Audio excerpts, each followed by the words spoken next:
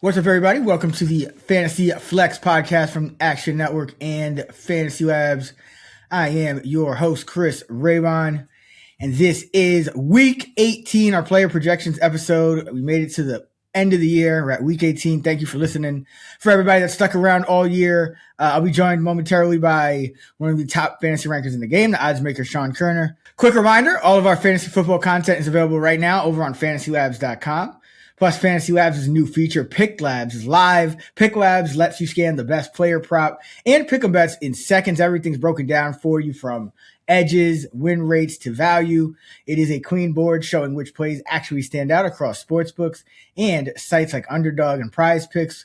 And when you see something you like, Pick Labs builds the slip and sends it straight to the sportsbook of your choice. For a limited time, you can get free access by signing up for a Fantasy Labs DFS subscription. Just visit fantasylabs.com/pricing and use code FLEX20 to get $20 off your first payment. That's code FLEX20 for $20 off fantasylabs.com/pricing.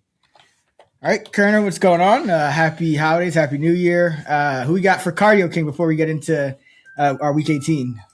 Yeah, what's up? Happy New Year. We'll quickly get through the Cardio King. I think there's more important stuff to cover after the final week of the fantasy season. But Luke Musgrave was the tight end Cardio King of the week, 13 routes, 0 targets. And the wide receiver, the Cardio King, was Jalen Naylor with 17 routes, 0 targets. But real quickly, quarterback. So the QB1 for the fantasy football finals was Trevor Lawrence.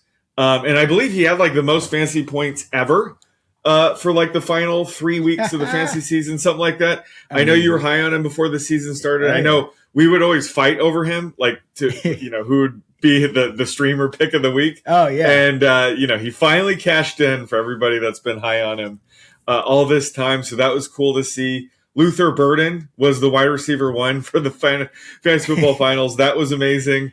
Another waiver wire kind of guy that we were talking about a lot. And then Trey McBride actually just blew away the tight end position this season. And Kyle Pitts had a good season. He finished the tight end too.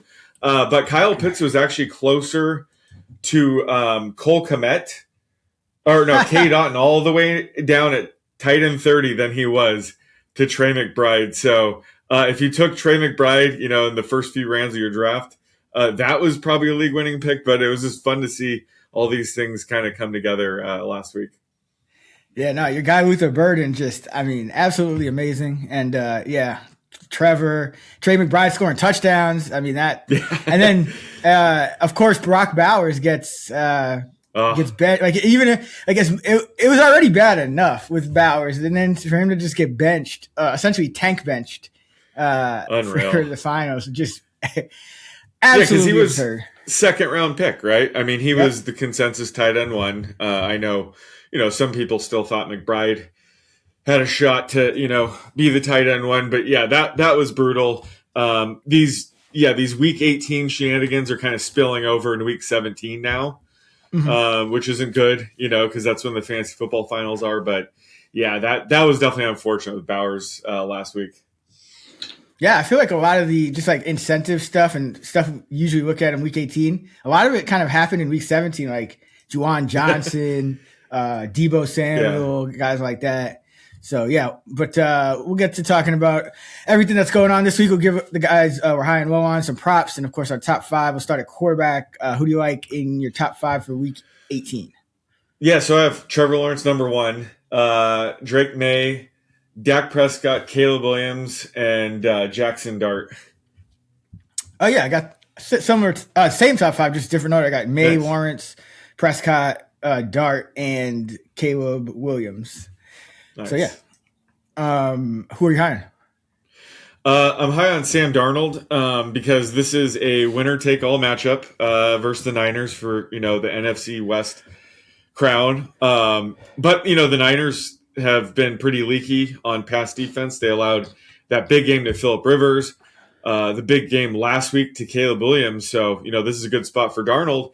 But he also has some incentives at play. The first one being 150 passing yards for $500,000, should be able to beat that, hopefully.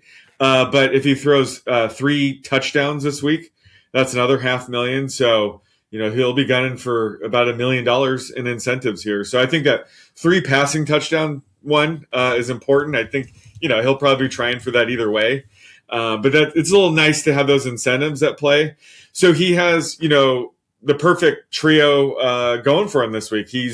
Has something to play for, winning the NFC West, good matchup, and incentives. So he's my QB 11 this week, and I'm going to be higher on him than normal when it comes to props as well. Yeah, what do you have for the Seahawks over under points scored in the first half? I feel like it's been like these crazy comebacks, or not comebacks, but just they've been like all second half, no first slow half. Starts. Yeah, starts. That would be interesting, and I think there might be rain in this game. So if it's one of those situations where, I don't know, there's going to be more rain in the first half than the second half, this could be a good game to, kind of play off that a bit as well. All right, I am high on Tyler Shuck again. I feel like he's starting to be a guy that we mention every week too, but another just great game last week, 333 passing yards, 2 touchdowns. He's, added some rushing yardage most weeks, not every week, but if he's not adding rushing yardage, he's giving you a ton of passing yardage. So he's been scoring 18 plus fantasy points each of the last 5 games, 5 of the last 6 overall. So like him in this spot, indoors against the Falcons. It's a game where neither team has anything to play for, but I think both teams will still play hard because this could affect the winner of the NFC South. Like if the Saints lose this game, that would let in the Panthers even if they lose. So that'll be a pretty funny scenario. But it's only fitting with everyone just 8-9, and the team that loses in a winner take all would still get in. But who you on? I'm low on Matthew Stafford because the Rams don't really have anything to play for here. Are already locked for the playoffs. I already mentioned the Seahawks Niners are playing for the NFC West. And McVay mentioned after the Falcons loss, he does intend to play the starters. They're on a 2-game losing streak, so he just wants to get some momentum heading in the playoffs. So, maybe Stafford and others play the entire game. Stafford definitely fell behind Drake May in the MVP race. I don't know if he cares about that enough to want to play the whole game here to get back in that convo. But McVay typically doesn't use his starters at all in any preseason game. I mean, he's one of the main coaches that just refuses to play anybody meaningful snaps in the preseason. So he already is pretty cautious with just, using his starters in what are meaningless snaps. So, I would be careful with Stafford. Mainly, in DFS and the prop market, because I don't know if he's going to finish the game. I don't know if, he just wants to see one good touchdown drive and then pull them. We don't really know, but just in the past, just with everything, McVay's been very conservative with how he uses his players in games like this. So this is one of those projections where, later in the week, hopefully have a little bit more clarity on, how much playing time we should expect. But he's someone I'm definitely lower on than usual this week, right around QB 12 to open the week. I think what would happen would be so he said he would play starters. I think if the Niners win, if the Seahawks win, the Niners could drop to 6th and the Rams could go to 5th if the Rams win. If the Rams win and go to get the 5th seed, they would go to the winner of the NFC South. So I think that would actually be why he would play them the whole game, which is probably why he said he would. But I think if the Seahawks would be locked into 5 if they lose and the Niners win, if that happened, then I think he would just pivot to saying, I'm going to rest guys. But I think the 5 seed is worth playing for in the NFC because you get to play that week, that 8-9 NFC South winner.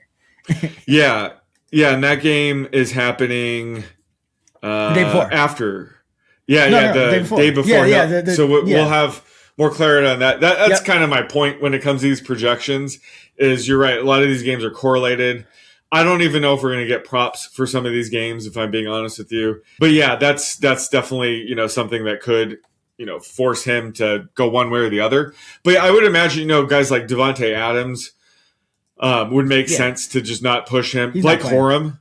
my guy got banged up. So of course, they they might want to just focus on health. But it's one of the projections where there's going to be a lot of moving parts, and I'd rather highlight now and just know that we're going to be updating these things all the way to kickoff. But he's definitely a player I'm kind of keeping an eye on. Yeah, I think like if you look at the line, it's like 7.5. I think that would be, if the Rams are healthy, it would be probably close to double that, or so they're probably the books are probably looking at it as 50-50. Yeah, that Stafford plays, which I think is fair because the Bucs Panthers game is like a 50-50 kind of proposition. Yeah, you're right. The Rams would be like 14-point favorites, and I don't think it's not like it's Stafford's obviously an MVP candidate. I don't think he's like a 7-point drop off from Garoppolo, but they would be resting like key defensive players as well. Like that would be like key players sitting out. So yeah, I could see how it'd be 7 points for just like 50% chance of that would make a ton of sense. So that's definitely something that it's going to impact a ton of players if he does go that route. I mean, Stafford hasn't looked the same since he set that record for the, what was it, like most touchdowns without a pick or something like that in a row. Oh, when he had the against the Panthers, it was like right after that, it was just like it's like when you nut and you're just no longer looking to like fuck anymore. It's just like he just like threw the pick at the goal and he just like 3 picks against the Panthers, 2 or 3 more against the fucking Falcons. Like it's just. Yeah, he hasn't been great since then. Yeah, well, I mean, he cleared my post-nut clarity, I was going to say. Yeah, exactly. Well, I mean, I'm glad that happened later in the season. He cleared my passing touchdown prop. It was like 22.5, by week 8. And I remember making that bet, and then a few weeks later, it came out that, he had that back injury. We didn't even know if he was going to play this year, if you remember that. And then I saw the bed that he's been using to recover, and no wonder he's fine. But yeah, he has been looking shaky of late. And I think someone pointed out it's against teams that had like the defensive coordinator came up through the Rams. So they're very familiar with, Stafford and McVay's scheme. So that could be part of it. But either way, they're going to want to get, a couple touchdown drives here to at least feel better heading in the playoffs. Whether they get, the 5 or 6 seed probably doesn't matter as much. But they definitely want to get some of that momentum back. Yeah, 2 picks in the first 11 games, 6 picks in the last 5. He's pulling a Darnold from last year. Yeah, no kidding. All right, I am low on. I mean, geez, who do we choose? It's like there's just like backup quarterbacks galore this week. I'll go with Riley Leonard just because he's going. So he's like in this backup spot, but the Texans look like they're actually going to play starters because they have a chance at the division still. So Riley Leonard is essentially going up against what should be a full strength Texans defense, and at least to start the game. And that's something like a lot of these other backups.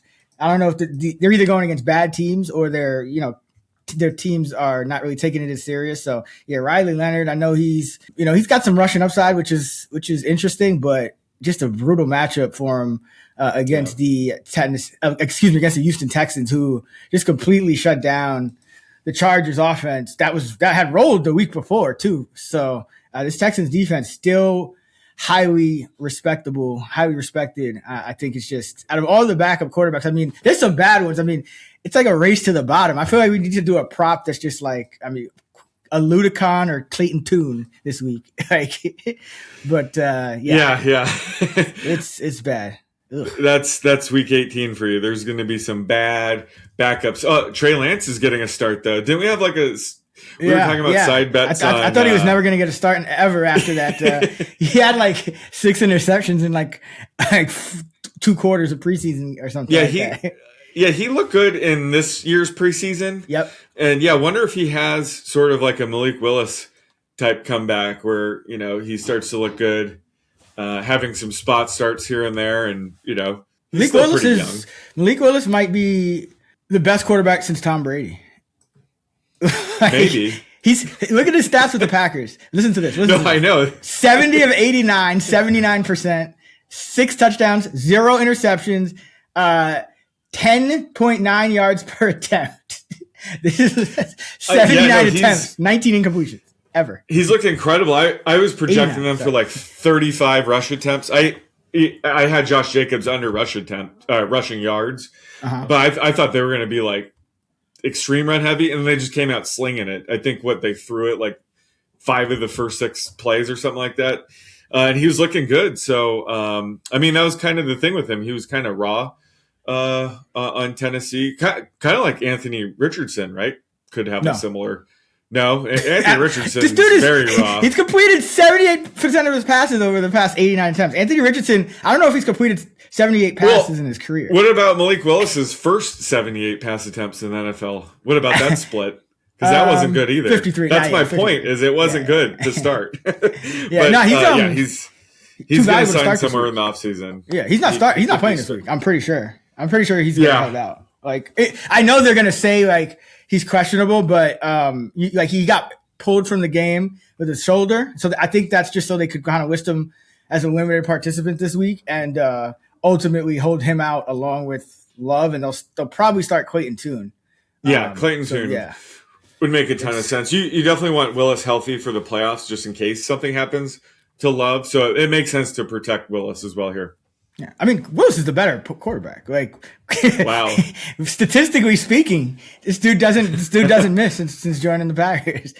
Let's see. It is my prop. So yeah, this is gonna be fun. Let's see. Let's go with Chris Oladokun, passing yards versus the Raiders. The Raiders, who are 6-point underdogs somehow, versus Trey Lance rushing yards. Hey, wait. Oladokun's passing yards versus Trey Lance's rushing yards? Yeah. I know which one you're going to actually pick, but like, I just wanted to throw out a stupid rock because he actually threw for 66 yards, and Trey Lance could rush for more than that. I know. You got to pick. I'll take the passing yards, but it's kind of ironic because last week I was on Oladokun's rushing yard over his rushing yards, like 15 and a half. He is a terrible quarterback, but he should be running more, and he's scrambled around like 10% of his dropbacks in the regular season and preseason. And it's like they figured that out on the last drive that he should probably just be using his legs more. So hopefully this will be like Josh Dobbs all over again, where I'm on his like rushing yards prop, and then like the next game he goes off. So yeah, I think he's going to be running a lot more here at the expense of passing yards that don't exist anyway. So yeah, I'll go passing yards, but that's not a bad prop because he's not going to throw for many. But I don't think Trey Lance is going to rush for like, over 80 yards. So I think it's pretty safe. I'm surprised you didn't offer like a spread or something. No, I just wanted to be funny, but no, like there's only one side to take. It was the passing yards, but it would be hilarious. You could still not win this if like he gets benched or something like that because. I think going into like the last drive, I want to say sometime near the end of the game, I was looking at his numbers and he had 43 yards. So like if he has, how could they do that? If he had that and he had gotten benched, huh? How could they do that to Travis Kelce's last game ever? And he's just watching this guy drop back and, not get him the ball downfield. You mean like Patrick Mahomes watched Travis Kelce drop interceptions into the defender's laps all year? Yeah, I mean, at this point it doesn't matter, but I would think not that Bouchel's any better, but yeah, you're right. I think that he might have a short leash this game at least, and maybe just give him the first half or something. So a lot of different outs here for him to end up throwing less than 100 yards. Yeah, I mean, but the one thing you have working for you, I mean, besides the fact that it's a ridiculous prop and like it should win like 100 times out of 100, is that the Chiefs should not actually be favored by anything. Like they're playing this guy at quarterback. The Raiders are going to do everything possible to lose, right? Yeah, but so are the Chiefs. Well, the Chiefs have scored like 13. They lost to the Titans by like they got blown out by the Titans, and then they threw for 66 yards against the Broncos. So like the Raiders with Kenny Pickett and like better starters at probably most positions should not be like 6-point home dogs. I'm saying like it could be like I could see if you make it like a pick 'em Chiefs by under a field goal. 5.5, 6 is ridiculous. So it could be a pass heavier game script. But if the Raiders lose, they lock up the number 1 pick, right? So yep. they have every incentive to lose this game, and I like. The script writers couldn't have done it better with Fernando Mendoza having to go to Sin City. That'll be a like a Netflix show in itself right there. Oh man, yeah. This is. I mean, I still can't remember. Have we ever had a worse quarterbacks like slate than this year? I don't know if I remember worse than like I have like Shador Sanders is my quarterback 19. Yeah, I was. Yeah, like I have Mitch Trubisky as my QB 19. That's pretty bad. I have him at 17. Bad, actually. Yeah, I don't even know what I'm doing with that. But Tanner McKee, QB 18, I actually think he's better than Jalen Hurts when it comes to, lifting the offense. But he's going to be throwing to Jahan Dotson and Darius Cooper is good though. Watch out for Darius Cooper. I like him. He's maybe not better than AJ Brown or Devontae Smith, but he's going to be good. Quez Watkins might return from the practice squad. Really? So yeah, he's on the practice squad. Yeah. Oh wow! Yeah, I know. I always see him in our projection sheet, and I always like delete him to like give somebody that actually is in the NFL like a spot. But I didn't know he was actually. I think they'd call him up. Practice squad. I think they'll call him up. Okay. Well, no, yeah, so, Darius Cooper. That might have to be a touchdown show bet. Touchdown show on the Action Network podcast with our guy Joe this Friday, so look out for that. But let's get into running back top 5. Who you got? Hold on. Who do I have? Pivot switch. Well, I wasn't even ready for this. Okay. Here we go. Bijan Robinson. I think he needs 243 yards for like the record or something like that. So I have him number 1. I have Christian McCaffrey. Jahmyr Gibbs, Derrick Henry, and Travis Etienne. Yeah, I have McCaffrey, Bijan, Henry, Gibbs, Etienne. Watch out for McCaffrey, though. He's on the injury report. Uh-oh. With the McBaffrey, I guess. I don't know. Whatever. But, I think he's been on there before. He hasn't missed any time. So it's probably a nothing burger, but he also had that situation, like, what was it, last year, where they're like, oh, yeah, he's questionable for week 1, and then he missed. You never know with Shanahan, but and they play Saturday, so yeah, one less day to get ready, but it's a big game. I would imagine he's out there, but yeah, definitely keep tabs on that. Who are you hiring at running back?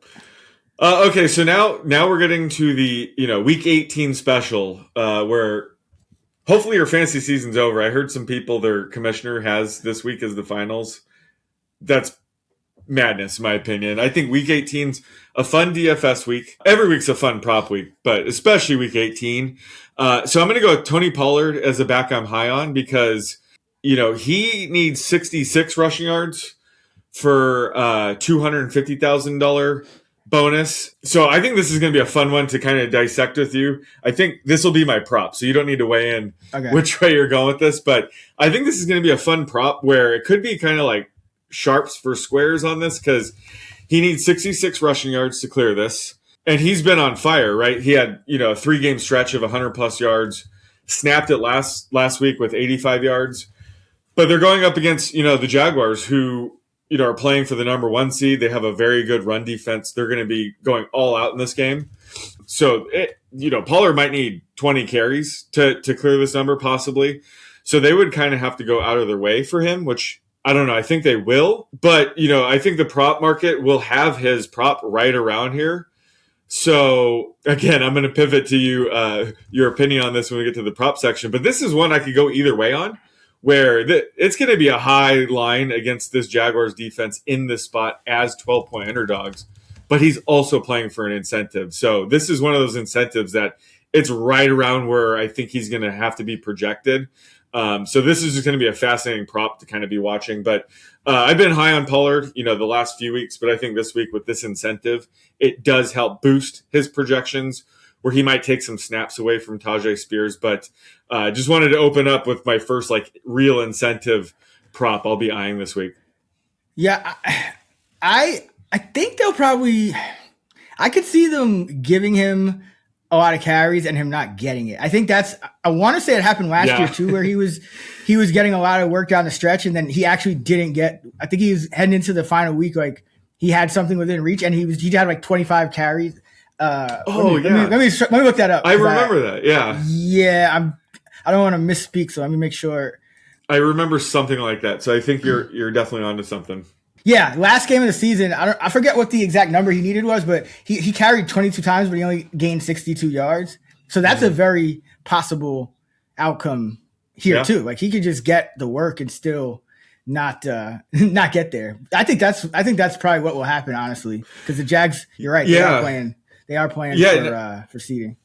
I think that's a good point, and I think like when it comes to these things, people think it's silly, which some of them are. It's like, oh, why would the team try to, pay him more money? I think in these situations, you want to act in good faith. And if you're trying to attract free agents to sign with your team, if you just, recently stiffed the guy trying to get incentive, like, do you remember when Sean Payton, he pulled, it was Mark Ingram. Mark Ingram needed one more touchdown to get like $500,000.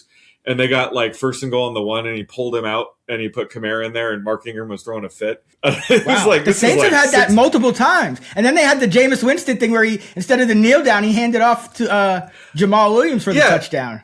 So little subtle things like that, you might be like, I don't want to play for that prick he's not gonna look after my incentives at the end.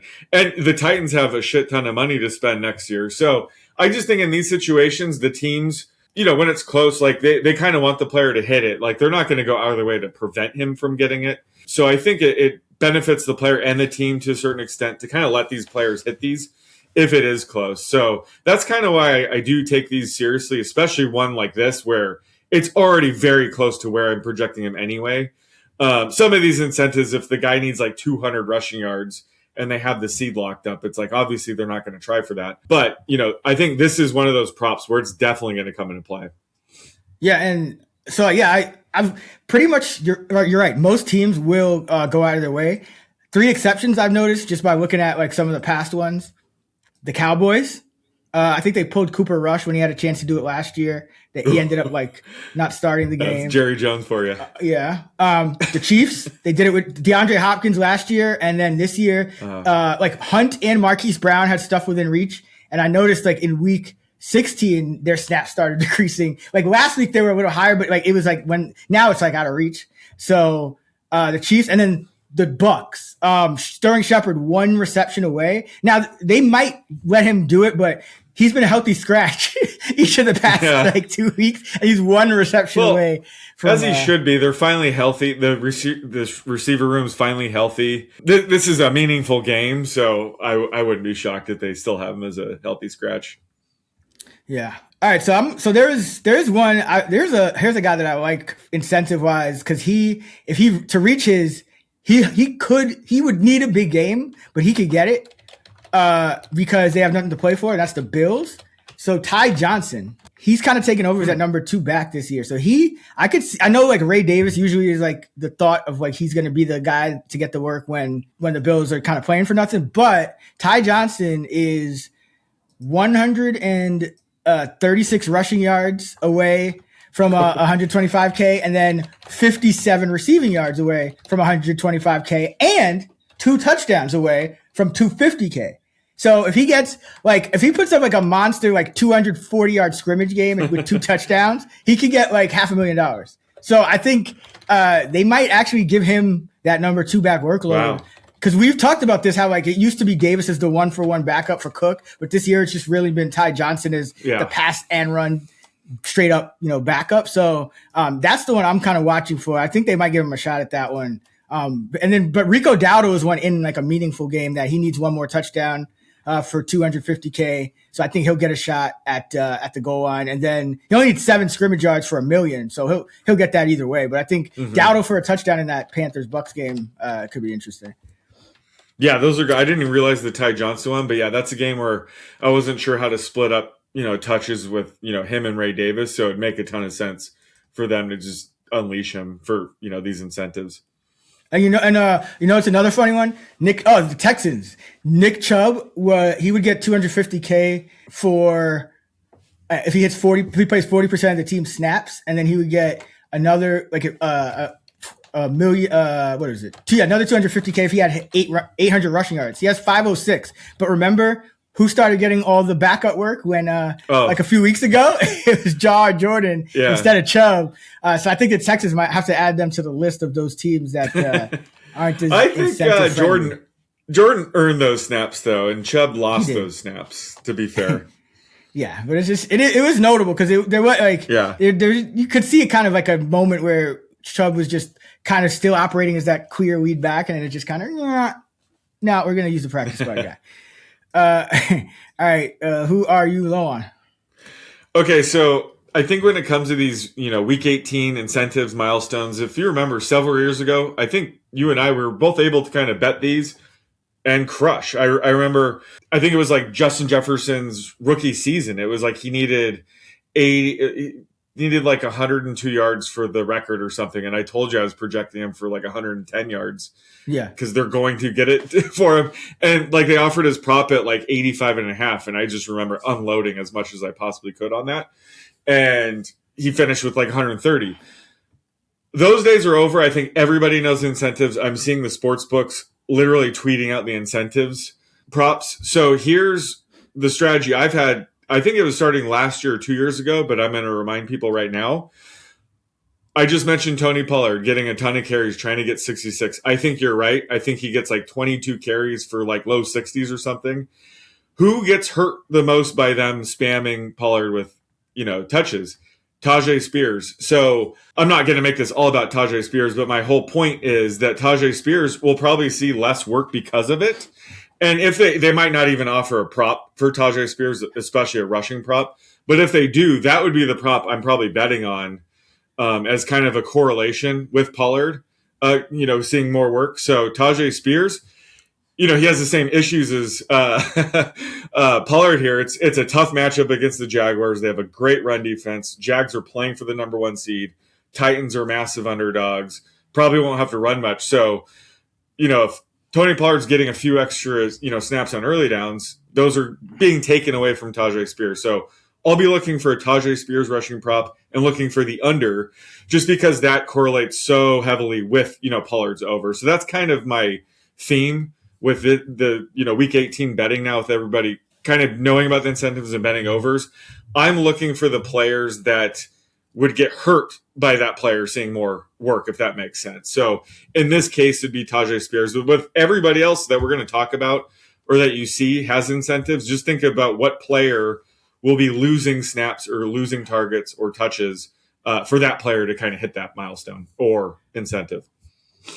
Yeah, no, that's totally that's a great strategy because I'm looking at it, and last year Spears didn't play, it looks like, in that game. So Julius Chestnut and Joshua Kelly were the backups, and they combined for 3 carries and 13 yards.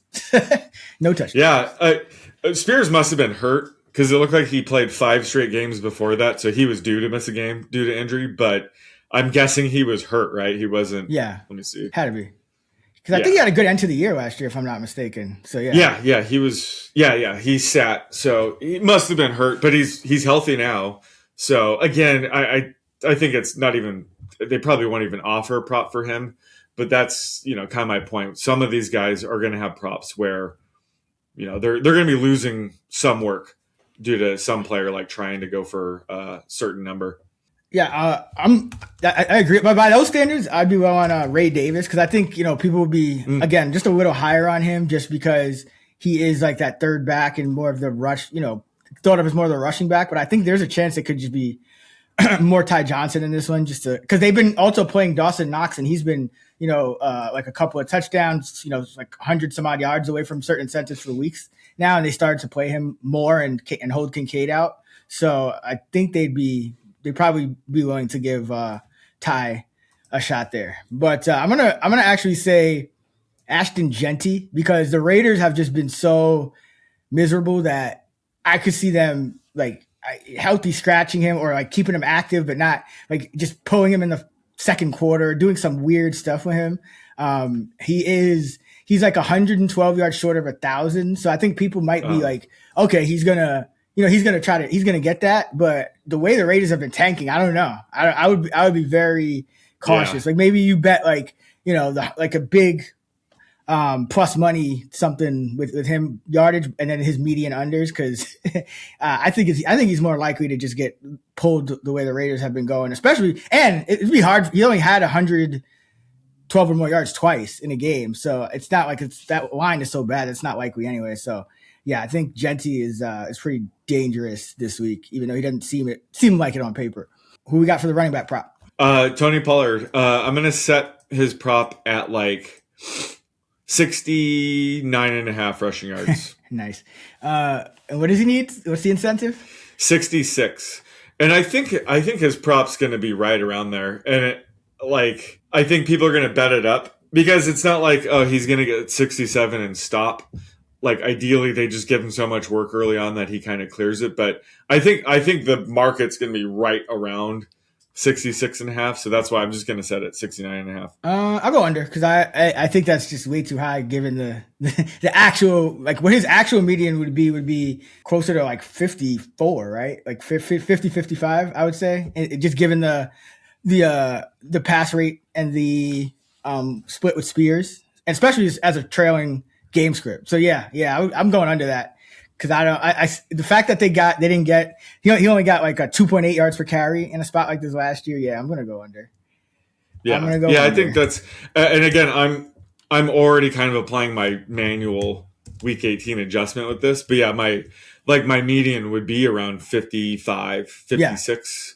Yeah. So he's already going to be kind of in that range. So I'm going to give him a couple more carries, just because he's clearly playing for this. So yeah, I'm wondering if there would be a way to kind of attack his rush attempt prop versus his rushing yards. But I think ideally they just offer a prop for Tajay Spears, and that just makes it way easier.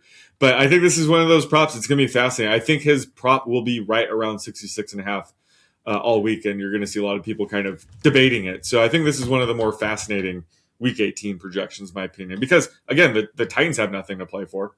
I mean, you should probably fade me on this one, because I think I bet his under the game. He had a season high 161 yards against the Cleveland Browns in Cleveland. The Browns, yeah. Yeah, so yeah, take that with a grain of salt. All right, wide receiver, who we got in the top 5? Well, Puka for now, number 1, and then I have JSN, Jamar Chase, Amon-Ra St. Brown, and CeeDee Lamb. Yeah, I got JSN, Puka, Chase, Lamb, and Chris Olave again. I think I had him in there last week too. So let's stick with it. Just because Amon-Ra, I think Amon-Ra should play, but I believe he's questionable. The Lions technically they don't have anything to play for, but I think they'll show up this week. So I think Amon-Ra will play, but that is something to note. He's on the injury report again. Who are you high on? I'm high on Deebo Samuel, who looks like 93 receiving yards for close to $500,000, 2 touchdowns for another $250,000. And the Eagles, it sounds like they're expected to rest their starters or key players now, at least. So would assume, Quinton Mitchell, Cooper DeJean will be out here, making this, a much easier matchup than, the season-long metrics would indicate. So Deebo has a real shot to get this, probably going to have Josh Johnson under center. I think Marcus Mariota has already been ruled out. So expect Deebo to be up in, Josh Johnson's ear, reminding him that he needs these. I'm not even joking. I think he will be. We've heard, mic'd up players. They're on the sideline literally talking about this kind of stuff. Deebo seems to be, one of those guys that would absolutely be harping at his quarterback about this. So I think, he's going to get close to this. He's one of those props that I think is going to be fascinating. And this is probably double what you probably project for him. So this is a, very good incentive for his prop. So I think this is also a situation where on the other side, you could just fade Terry McLaurin, maybe his receptions, because he could still catch a long one here. But, if they're trying to spam Deebo with targets here, that would be at the expense of Terry McLaurin. Plus, Josh Johnson's, going to hurt a guy like Terry McLaurin anyway. And then, on the other side, is it Jahan Dotson might get a ton of playing time too, right? With, Brown and Smith out. This is a revenge game for him. He could go off. I know you like Darius Cooper. He could be sneaky, but it wouldn't shock me if we just don't get any props from Eagles players. One of the things that, I kind of remind people is week 18, prepare to be disappointed with how few props are actually offered. So I think a team like the Eagles, we might not even see props for them, even though that'd be fun. But yeah, I think on the, incentives and DFS side, I think Debo is going to be a good play this week. Yeah, I had him for Action Island. Him and Josh Johnson unders and Debo overs were my picks, and Debo, that came through. So shouts to Debo. Yeah, hopefully we get another 20-yard rushing prop for. Oh my God, that might have been the worst line I think I've seen all year, because I was just like, it was one of those lines where I think it was like we had Irv Smith in the playoffs once, and it was like 5.5, and we were like, wait, aren't we projecting him for like 0? That. It was like that kind of thing where it was like, I'm projecting this guy for like 10 yards. Why is his line 22? Because he used to have rushing ability, in but he's like 40. In 2010. He's 40 years old. I remember him in the XFL when he was on the LA team, and he was already kind of cooked as a runner then. So yeah, like by now he's not going to be averaging 20 plus yards a game. Yeah, no, not at all. I'm high on. I'll just mention. I want to talk like Parker Washington. He's like the Jaguars number 2 now. It seems like he overtook in routes run Brian Thomas Jr. last week. So I just want to get his name out there. Like he is like a guy that's just trending up. Like he came back from injury and kind of an afterthought. Okay, Myers is here, and he's just put up a couple 100-yard games. So definitely high on him in another game that the Jaguars have to take seriously here. So just wanted to get any thoughts on him. Yeah. Like, are you projecting him as for more points, fantasy points than Brian Thomas now? Yes, Michael Thomas. I have him for 12 more points than him. Right. Yeah. Like, remember, I've been talking him up past couple weeks. I think I give him on the touchdown show. Any game that you see he doesn't have a touchdown this year is when I gave him out on the touchdown show. Yeah, there it is. Yeah. No, he's just been phenomenal. I don't know what's up with Brian Thomas Jr. We'll have to dive into that in the offseason. But yeah, he's, like you said, he's the number 2 wide receiver. Jacoby Myers is also playing phenomenal as well. He's my wide receiver 10, and Parker Washington's my wide receiver 20. So yeah, I'm high on him as well. Yeah. I mean, they're all up there because it's a great matchup. But Parker Washington is inside my wide receiver 17. So that is nice. I did not see that coming. Yeah, I expect Travis Hunter coming back next year. Going to be interesting to see how this all sorts out. They might. I mean, I heard rumors that they were listening to offers on Brian Thomas. I wonder if they just trade him, go that route. But they might have to rehab his value. It almost feels like you would trade Washington now because his value is probably more sell high outside of the norm. Yeah, exactly. Yeah, that would make more sense. Yeah. All right, who you on? I'm low on Troy Franklin. After looking like a year 2 breakout in the first half of this season, he's definitely cooled off a bit in the second half here, and it's really just been his playing time has taken a big hit, especially last week. He had just a 41% routes run rate, and that was with Pat Bryant out, which is crazy because, as Marvin Mims and Lil Jordan Humphrey were the ones who saw the playing time, go up, but, Franklin's took a hit. So, this week they're playing a Chargers team that's, resting Justin Herbert, possibly more key players. So this could be a run-heavy game script for the Broncos. And Franklin's managed to clear 4 or more receptions in 3 straight games. So I'll be looking to see if books float like a 3.5 reception prop for him or something like that. I'll be, on the under there. But he's a guy that, his box scores haven't looked that bad lately. But, man, his playing time has taken a big hit. And it's definitely worrisome. And kind of in theme with like Brian Thomas Jr., Ladd McConkey. Not that Troy Franklin had a good rookie season, but last year's class is looking really rough right now. I think there's only been like one player from last year's class that has cleared 800 yards this year, which is wild. Oh, wow. Yeah. McConkey has been one that's kind of under the radar. Like at first it didn't seem like much, but these last 6 games, he's been 13, 39, 12, 20, 43, and 31 yards. Just nothing even 50 yards. No 50-yard games from McConkey. So yeah, Franklin. Yeah, it used to seem like Franklin. It was just a matter of like zone versus man, like zone heavy defenses, he would play more, and then man heavy, he would play less, which would make sense against the Chiefs. But he also had like a bad game against the Raiders a few weeks ago and didn't play as much, which kind of goes against that. So yeah, it's just Sean Payton. He did everyone but Cortland Sutton, man. Right. And Harvey now, but yeah, everyone but those two guys. Harvey now. Yeah, I mean Dobbins could be back for the playoffs, right? Possibly. So maybe, yeah. Well, I think it would be a stretch, but we'll see. At this point, he's always like more optimistic than like the actual doctors are. So we'll see.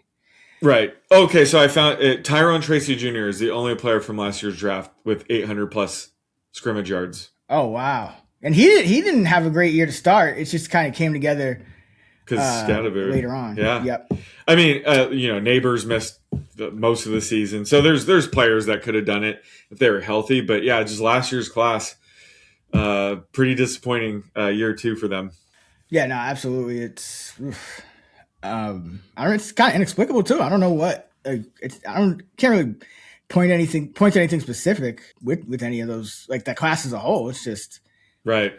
I'm low on Christian Watson and really all the Packers receivers because I don't know who's going to play, and they all just might split snaps. Some guy, but like the starters like Watson, Dobbs, and Reed, I would be careful with because I don't know if they're gonna.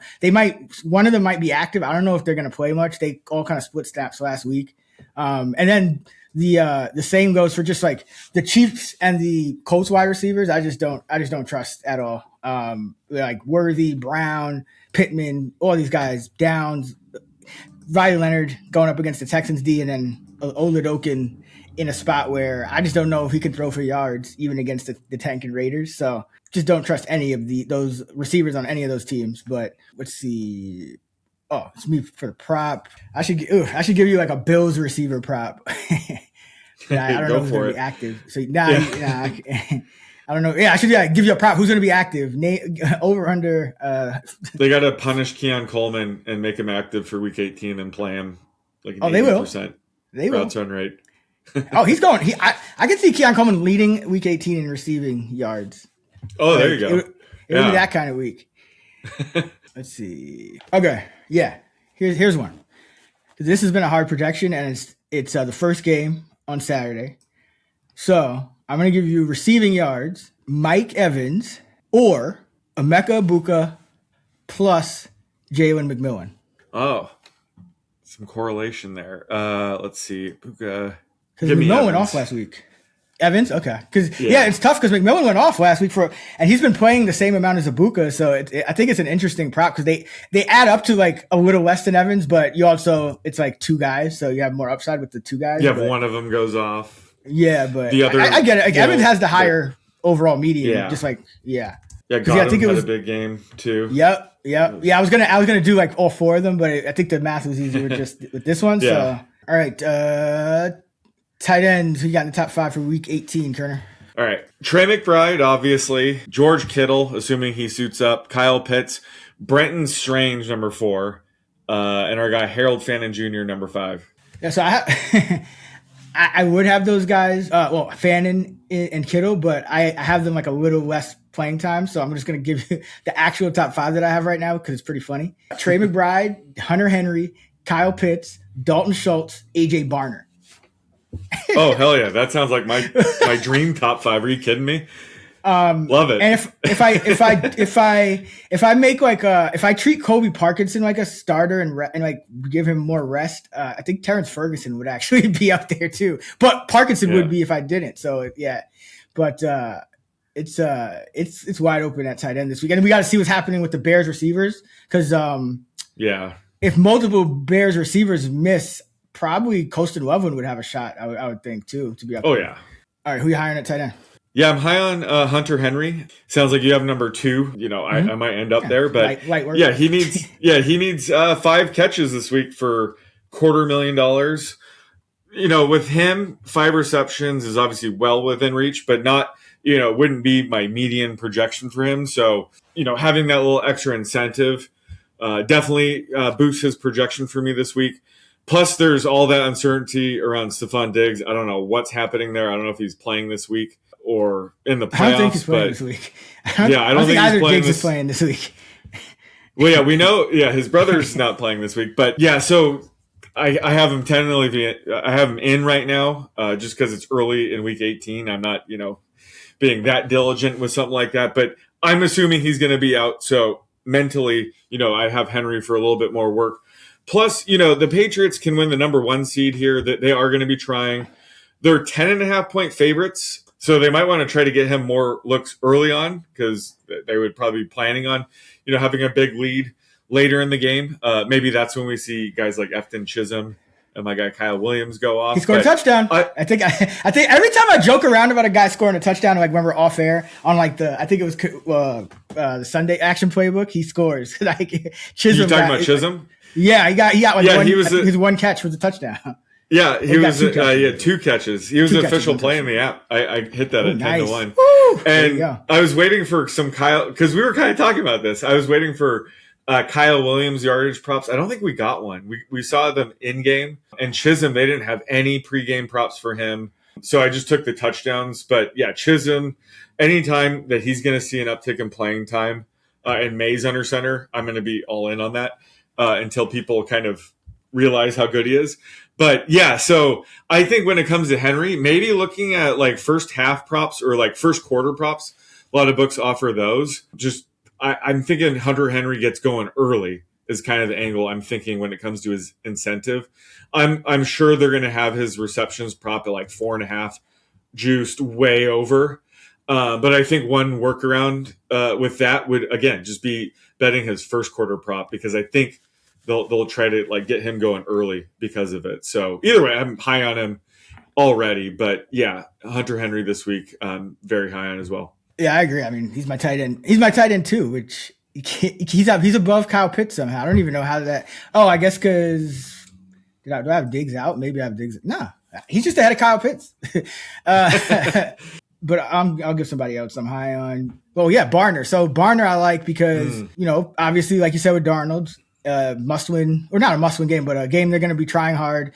The Niners defense is not good. The Niners tend to play a lot of zone, and they tend to sit back and not give up explosive plays. So it could be a game where you have to rely on some of those checkdowns to Barner. And remember, Rashid Shaheed got concussed, and they play on Saturday. So there's a decent chance that Shaheed doesn't go.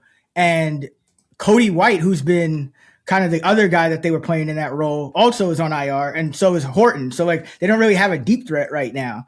So that might mean even more checkdowns for Darnold in what could be a real high scoring game. We saw them just have that coverage bust against Colston Loveland last week too. So maybe that happens and he actually does get deep. But either way, this is probably the first and last time I'm going to have AJ Barner in my top 5 to open the week. So we'll go with him. No, hopefully it's not the last. I mean, he's got that tush push.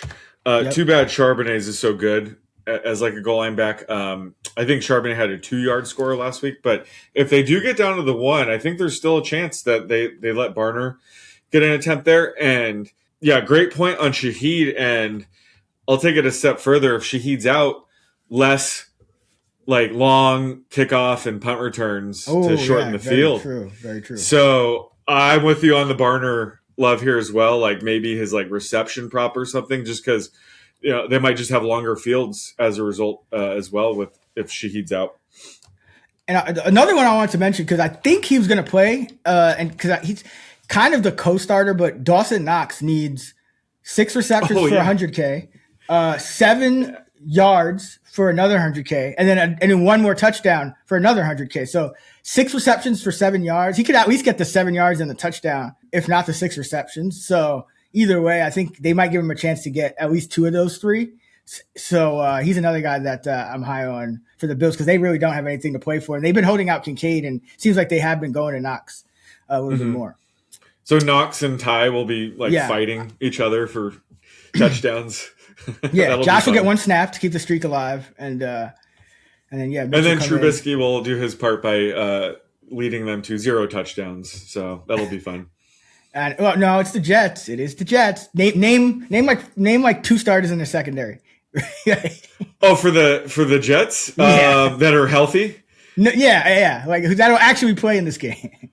Well, Brandon Stevens. I mean, I had his prop couple weeks ago, so that's kind of cheating. And Malachi Moore, I almost took his prop last week. So there we Dean go. Clark, And, Malachi Moore, like it's just. And they have a bunch of guys on IR. I know that, but you can't trick me with defensive players. I'm projecting. I know you would know, but it's just funny. It is funny though. Yeah. Like, Well. Oh man, yeah. Again, they won't be able to ride James Cook. Leading them to the red zone every other drive. But, no, he just hogs touchdowns and yards. Get him out of there. There's going to be more production to go around if he's out. For some reason, I'm never actively watching Bills games. I just hate projecting them, so I usually don't have props on their games. But it's always like a corner in my quad box over here, and just every time I look up, James Cook is just running. It looks like an 80-yard run, just a few times every Sunday. I'm just looking over, just like, oh my god, that guy's so good. So yeah, I don't know if he's even playing this week. I would assume they dial it back with him. There's no way, right? Well, he's for the rushing title, maybe. Does he give a shit about that? Is it worth risking? How far away is it worth making Ty Johnson lose money? Oh, Jonathan Taylor's 47 yards behind, but Jonathan Taylor might not get 47. Derrick Henry's 146 yards behind. So Cook actually could get it without playing. He's the only running back averaging 100. Yeah, maybe he plays a quarter to just kind of pad that a little bit. I could see that being. Yeah, you're right. Yeah, I don't think Jonathan Taylor is going to get as much work this week. So Cook could get it without even taking a snap. But yeah, I bet he plays a quarter or half. I mean, Taylor actually could get more work because they try to get him the rushing title too. That could because they're that's done. True too. Yeah. Do these teams play at the same time? We could see a little bit of that. Colts would play the Jags, so that's a 4. No, yeah, it's a 4 p.m. Oh yeah, so. No. It's a 1. The Colts play the Texans at 1. So 1 p.m. Eastern. Cook will know exactly how many yards he would need. Yeah, or so Taylor might get fed. Yeah. Taylor might get fed, and then whatever gap there is, that should be Cook's rushing prop, right around that range. Again, books are really lame about this weekend. We probably won't even see a James Cook prop, so don't get too excited. But that would make a ton of sense. Let Cook get the rushing title and then pull him. Yeah. Now he might actually. I don't, because he just got the contract, so I don't know. They might be safe with him. So that'll be one to watch. But I'm gonna say Ty Johnson and Knox are gonna be the priorities. But if Cook is a few yards away, I think they did let him play to get a touchdown record. I want to say it was either last year or 2 years ago. So he only played a quarter or something like that. Yeah. Josh Allen consecutive games? He'll take a snap. He'll take the first snap of the game. Yep. He might hand off to Cook, who'll go for a 65-yard touchdown. Find some parlay that does that. There you go. That's what we're looking for. Yeah, Josh Allen under everything because he did start for action, and then they know better to offer that. But yeah. Who are you low on tight end? I'm low on Tyler Warren. Who actually, he bounced back last week with a solid game in the fantasy finals. 5 catches, 43 yards. Because the Colts, they definitely turned into more of a normal offense in Rivers' last 2 starts, thankfully. Yeah. But this week, you already mentioned they're turning it over to Riley Leonard here, who my comp for him is literally Jeff Driscoll, Mr. 1 in 10, right? Is that his lifetime record? Yep. As a quarterback. He's more of a legit quarterback, I would say, but it's kind of crazy. He's only scrambled once in 35 dropbacks this year, which is kind of insane. In preseason, he was definitely the Riley Leonard I was expecting. He scrambled quite a bit. And he looked solid in preseason, so maybe he's out there slinging around, looks good. But this is against the Texans, so this is a brutal matchup. The Texans, they have something to play for. So, Warren could be his top target. When Leonard came in a couple weeks ago, his top target was Pittman. But again, that was one of those games where they didn't game plan for Riley Leonard to play. He just came in because Daniel Jones got hurt. So I think with a week of prep, we'll see Riley Leonard use his legs a lot more here. So I'm expecting more design runs, way more scrambles this week. So that does take away from, passing volume, and it's already a tough matchup. So I have Tyler Warren ranked tight end 17, and he's somebody when it comes to props, I might be looking at unders. If they do have a prop for Alec Pierce, he would be the guy I'm specifically trying to fade because of Riley Leonard. Didn't you say that with Phillip Rivers too? Yeah, and then last week I was like, hell no, I'm never doing that again. Yeah, and he had 0 yards. Yeah, I know. So that's where that's Alec Pierce for you. But Riley Leonard, he's not a future Hall of Fame quarterback, so I'm going to show a little bit less grace here. But I think after all this, I think the prop I might be on is if they offer Riley Leonard 12 and a half rushing yards. I'm going to hammer that over. Let's just put that out there because I think he is going to use his legs a lot more here. Again, it's crazy he only scrambled once in 35 dropbacks this year. That's not sustainable.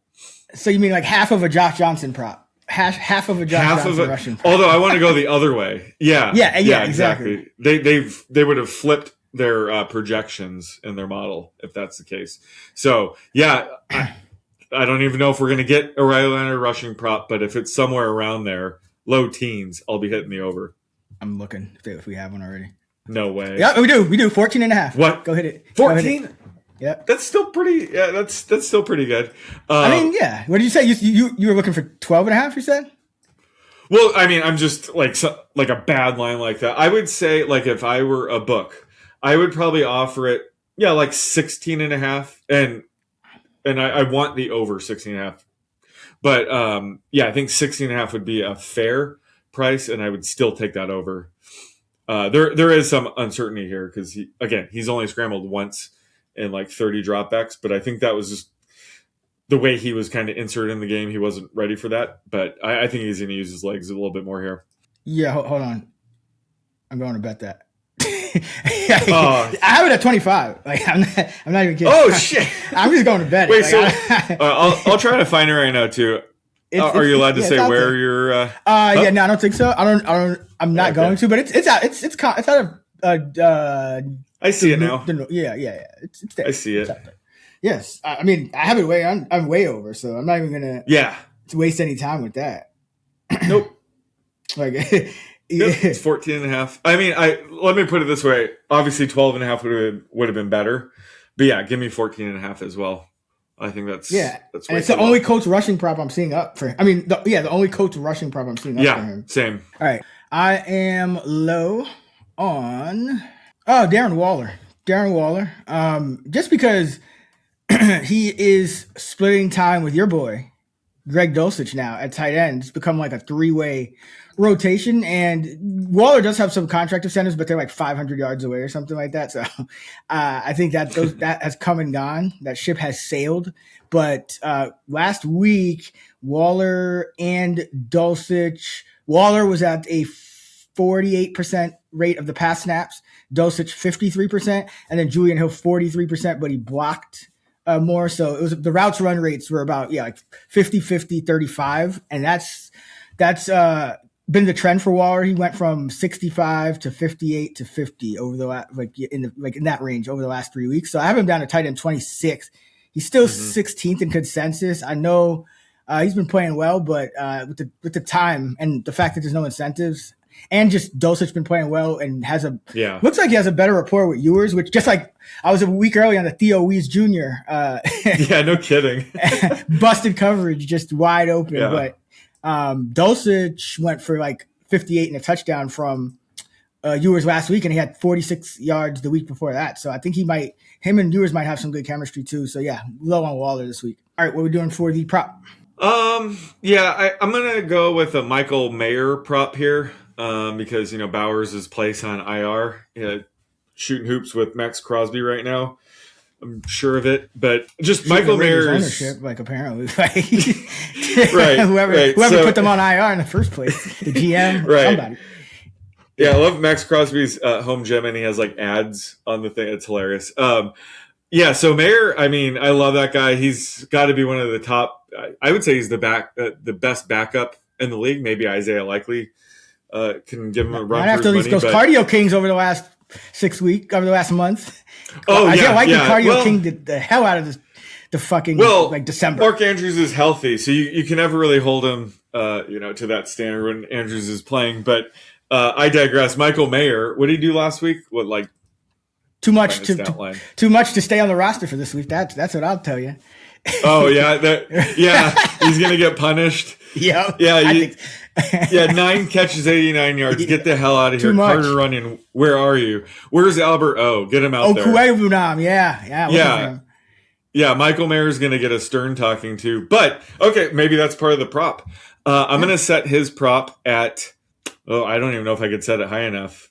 Let's go 45.5. Ooh, I'm under that, even like without any of manipulation. So yeah, I'll go under. He's my tight end 14. So I'm baking in a little bit of just like Raider weirdness, but yeah, I have his route rate up around 80% still. So a little lower. I think he was at like 90% last week. Let's see. Yeah. So I have it at 80 because he was at 63 2 weeks ago with Bowers playing. And then he went up to 90, but they could use a few. I think they actually might not play him as much just because they're trying to tank so hard. So yeah, I'm being a little conservative, True. Maybe like a 10% conservative. So I think that's a good line. But I would still be probably just a smidge under because I have his median average right now at 38. That's with the 80% route rate. Yeah, I have it right around there, 40.5. Okay. I just have to manually add him like Burden, Charbonnet, Corum, my guys. JMO after a bad game or two bad games. JMO after a bad game. Well, he's not really my guy. Yeah. But Mayer has always been one of my guys. And Wait, Corum. The fact that they took Brock Bowers has just been killing me the past couple. Remember when I was complaining about Dallas Goedert playing behind Zach Ertz for so long? That's going to be me with Mayer for the next couple years. Where would I want Mayer to go? Like if they were to trade him somewhere? Not Denver. Not Denver. No, hell no. Chiefs. Yeah, well, maybe not because would he actually be like him and Noah Gray could just be the same player though? Like I'm so sick of Noah Gray. Just Noah Gray plays the same role, and then Michael Mayer takes over. Michael Mayer's like, he take over the Kelsey role. Who says no? Intra division trade though, but yeah, probably both teams say no. That's what I'm. Well, yeah. Damn it. Get him out of Vegas. If the Lions had made the playoffs, that would have been fun. But get him to Detroit. Like a rental on him? No, you can't do that. Yeah, and just send him right back when the Raiders are finished tanking. Like an actual rental. Imagine, there would just be so many fines and it would be like the next. Yeah. All right, I'm gonna go under that, and that is gonna wrap it up for us for Week 18 player projections here on the Fantasy Flex. Make sure you subscribe to the pod so you don't miss an episode. We'll be here for the postseason as well, right? Yeah, we will. Yeah, we'll be here for the postseason. Don't forget to check out the Fantasy Labs app for all of our projections and more. Again, you can use code FLEX20 for $20 off. Fantasy Lab subscription. Sean is on X at the _oddsmaker. I'm at Chris Raybon. We're at those same handles on the free award-winning Action Network app. Don't forget to check out the Action Network podcast feed too. Later in the week, we'll have the touchdown show with our guy Jill Gallant as well. Until next time, let's get to shmoney.